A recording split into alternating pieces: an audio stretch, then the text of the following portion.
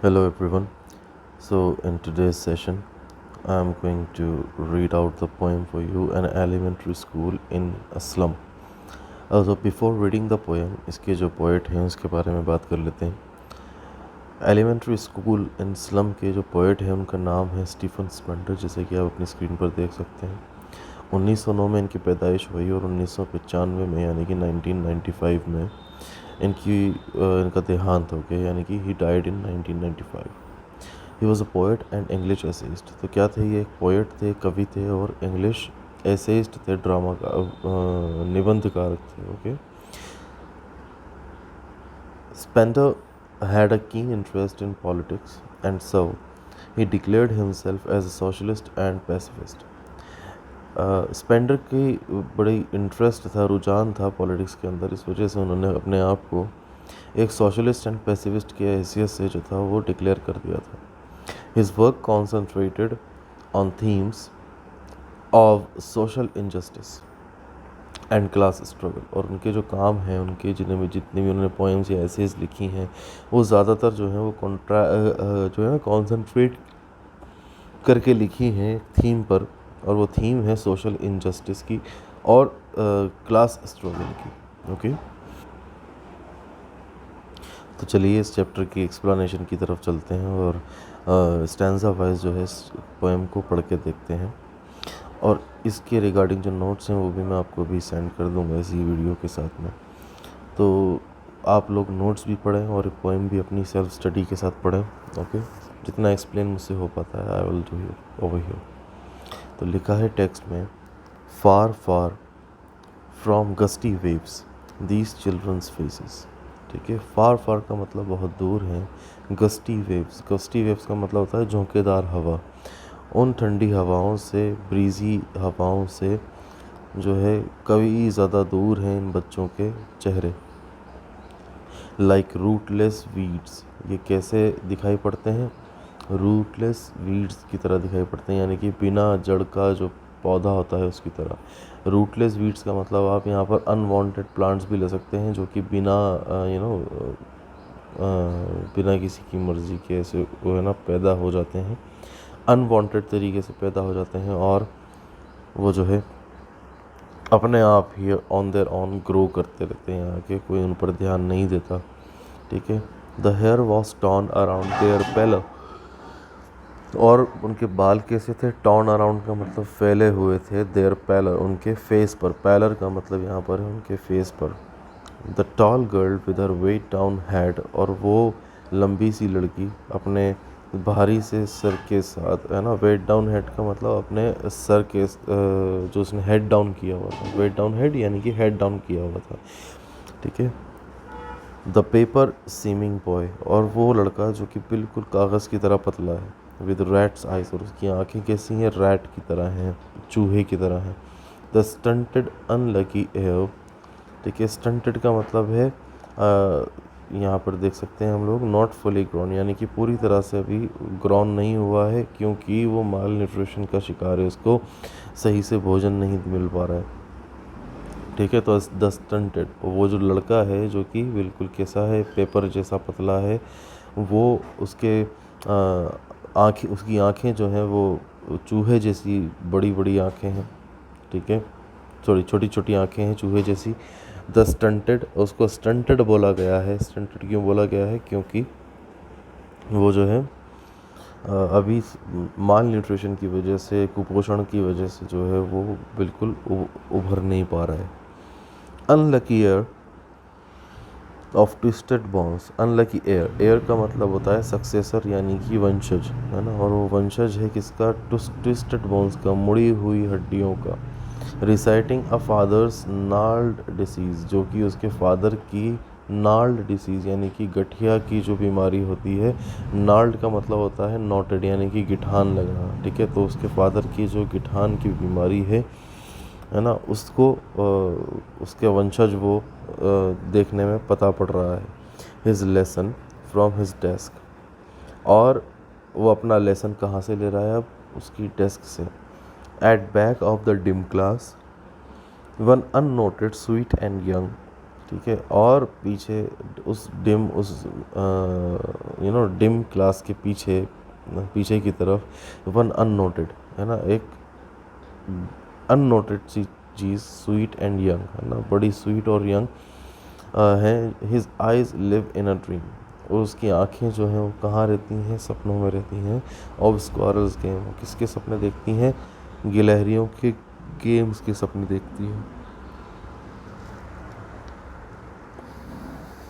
In tree room other than this, है ना, कहाँ पर, ट्री रूम में, अदर देन दिस। ओके, अब यहाँ देखते हैं कि इस स्टैंजा में लिटरेरी डिवाइसेस क्या क्या देखने को मिलती है। सिमिली हमें देखने को मिल जाती है। सिमिली क्या होती है कि जब भी हम किसी चीज़ को किसी दूसरी चीज़ से कंपेयर करते हैं लाइक या एज का यूज़ करके, तो वो सिमिली कहलाती है। जैसे कि हमें यहाँ पर चिल्ड्रन को कंपैरिजन मिल गया रूथलेस विट से, जैसे कि हमें दिया गया है लाइक रूटलेस वीड्स।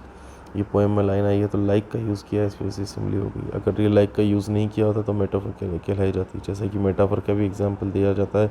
मेटाफर में क्या है, boy is compared with paper as he is thin, है ना, उस लड़के को पेपर से कंपेयर किया गया है क्योंकि वो बहुत पतला है, ठीक है। तो पेपर सेमिंग बॉय लिया गया है, कोई लाइक और एज यूज़ नहीं किया गया। इस वजह से इसका जो लिटरेरी डिवाइस बनेगा वो मेटाफर बनेगा। फिर रिपीटेशन हमें देखने को मिल जाता है, स्कोर हाई, इंग्लिश बोर्ड, ठीक है, ignore it. On our cream walls donations Shakespeare's head, है ना, अभी सेकंड स्टांजा स्टार्ट हो गया है। ऑन सोर क्रीम वॉल, सोर का मतलब कि यहाँ पर क्या है, फीका, ठीक है, फीकी सी जो क्रीम कलर की वॉल्स हैं जिसमें डोनेशंस यानी कि डोनेशन लगे हुए हैं, यानी कि उनकी इन्फॉर्मेशन लगी हुई है कि कौन लोग चैरिटी देते हैं और कौन लोग यहाँ पे चैरिटी वाला काम करते हैं। शेक्सपियर्स हेड, वहाँ पर और क्या है, शेक्सपियर का हेड लगा हुआ है। क्लाउडलेस एट डॉन, ठीक है, क्लाउडलेस है, बिना बादल का है सुबह सुबह।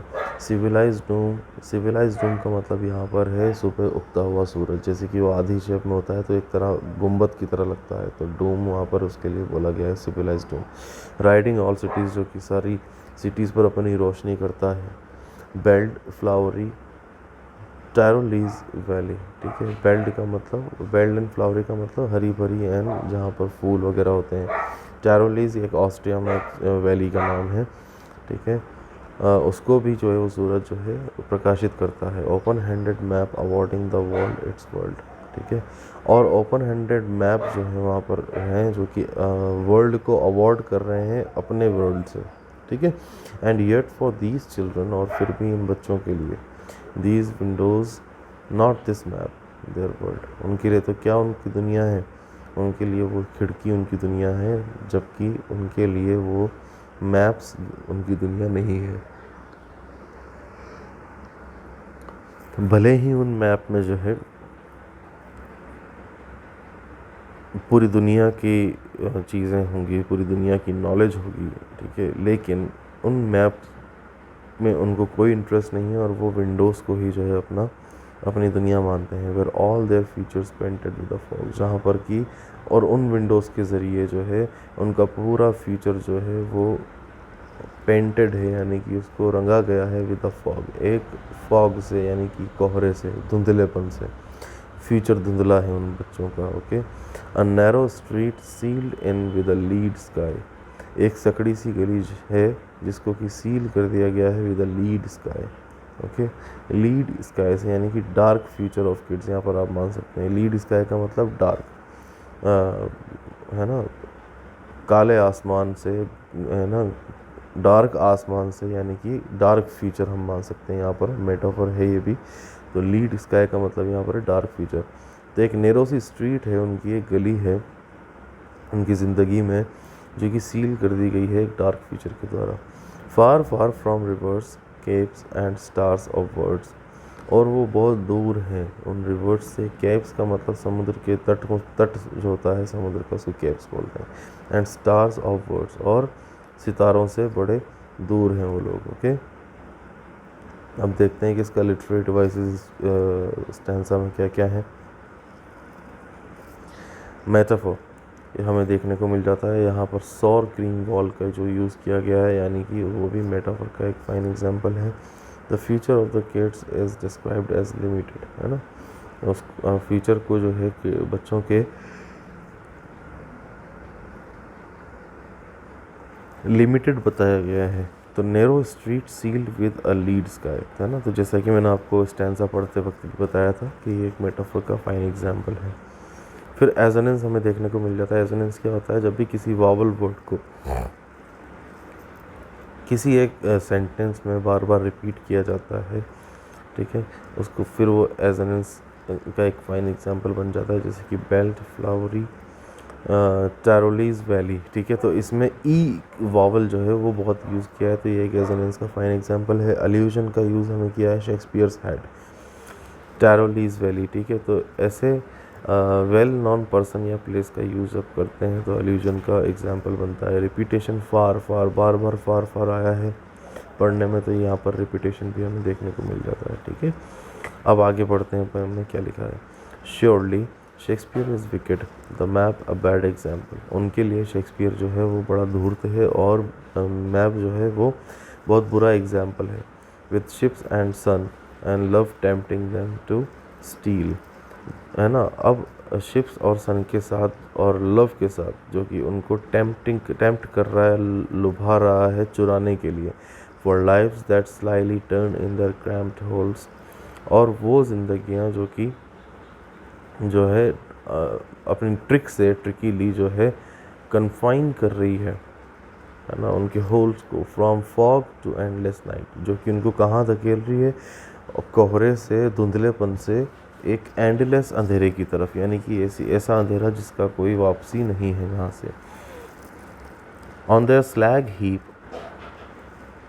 These children wear skins peeped through by bones and spectacles of steel with mended glass, ठीक है। अब क्या है कि ऑन देयर स्लैग ही, अपने कमज़ोर बदन के साथ, दीज चिल्ड्रन, ये बच्चे जो हैं, wear skins peeped through bye bones, इनकी स्किन ऐसी है कि उनकी बोन से लगी हुई है और साफ ज़ाहिरी तौर पे उनकी जो हड्डियां हैं उनकी स्किन के ऊपर से दिखाई देती है।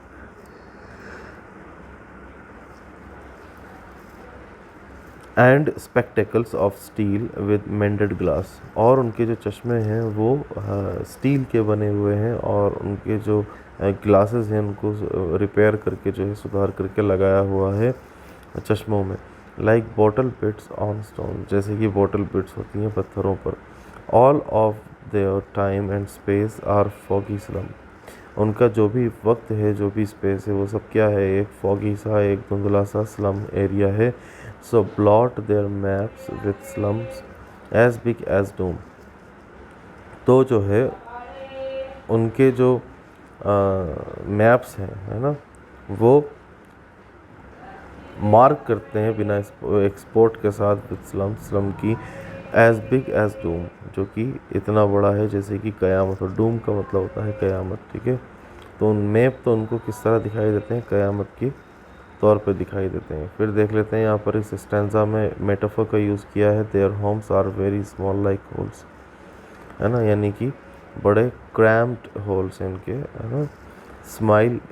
सिमिली का यूज़ किया है। देयर रिपेयर्ड स्पेक्टेकल्स, ठीक है, like bottle beads on stones, है ना। तो ये लाइक का यूज़ यहाँ पर किया है, that means it's an example of simile.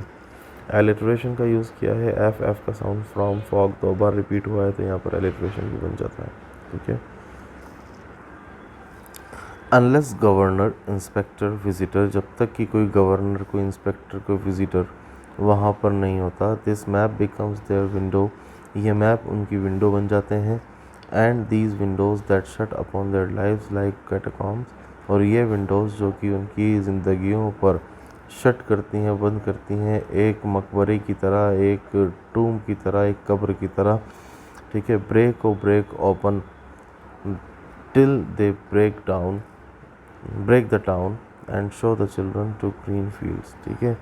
Break, ठीक है, open till they break the town, तब तक खुले रहो जब तक कि वो टाउन पे ना चले जाएं। And show the children to green field, और उन बच्चों को हरे भरे खेत ना दिखाएं।